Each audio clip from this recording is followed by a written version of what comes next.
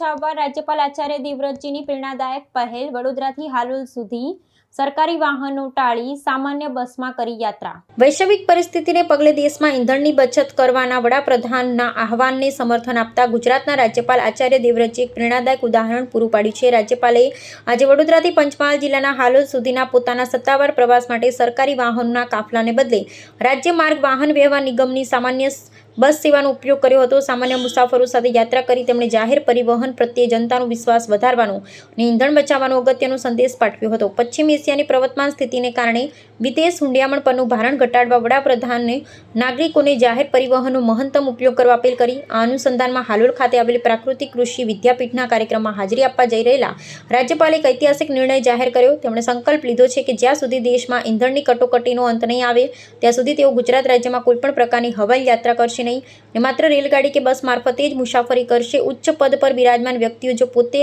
આદર્શ ઉદાહરણ પૂરું પાડે તો જનતા પણ તેમાંથી પ્રેરણા લેશે તેવો આશાવાદ તેમણે વ્યક્ત કર્યો હતો। રાજ્યપાલના આ સાદગીપૂર્ણ અને લોકાભિમુખ અભિગમની ચારેકોર વ્યાપક પ્રશંસા થઈ રહી છે। નોંધનીય છે કે પોતાની આગવી કાર્યશૈલી માટે જાણીતા રાજ્યપાલ અગાઉ પણ ગુજરાતની કુરુક્ષેત્ર સુધી રેલગાડીમાં અને ત્યાંથી ગુરુકુળ સુધી સાયકલ પર યાત્રા કરી ઈંધણ બચતનો પ્રત્યક્ષ સંદેશ આપી ચૂક્યા છે।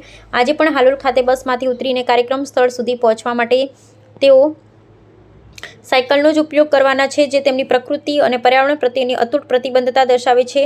તેમણે અને અન્યના નાગરિકોને પણ રાષ્ટ્રહિતમાં વાહન વ્યવહારની જાહેર સેવાઓનો ઉપયોગ કરવા હૃદયપૂર્વક અનુરોધ કર્યો છે। तेल को बचाए क्योंकि इसका आयात भारी मात्रा में होता है, तो जब बड़े पदों पर बैठे हुए लोग स्वयं इसका उदाहरण प्रस्तुत करेंगे तो बाकी लोग भी प्रेरित होंगे। और इस प्रकार के कार्यक्रम मैं प्रधानमंत्री जी की अपील से पहले भी करता रहा हूँ।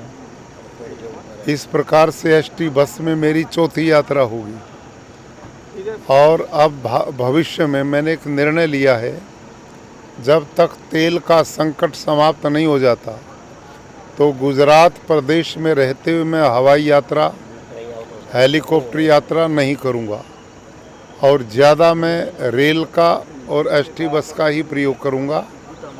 तो आज हलोल जो प्राकृतिक यूनिवर्सिटी पहली विश्व की यूनिवर्सिटी बनी है, उसमें आज साइंटिस्ट का एक बड़ा सम्मेलन है किसानों का। अब मैं उसमें भाग लेने के लिए एसटी बस के द्वारा ही जाऊँगा और एसटी बस से उतर के यूनिवर्सिटी तक साइकिल पे जाऊँगा।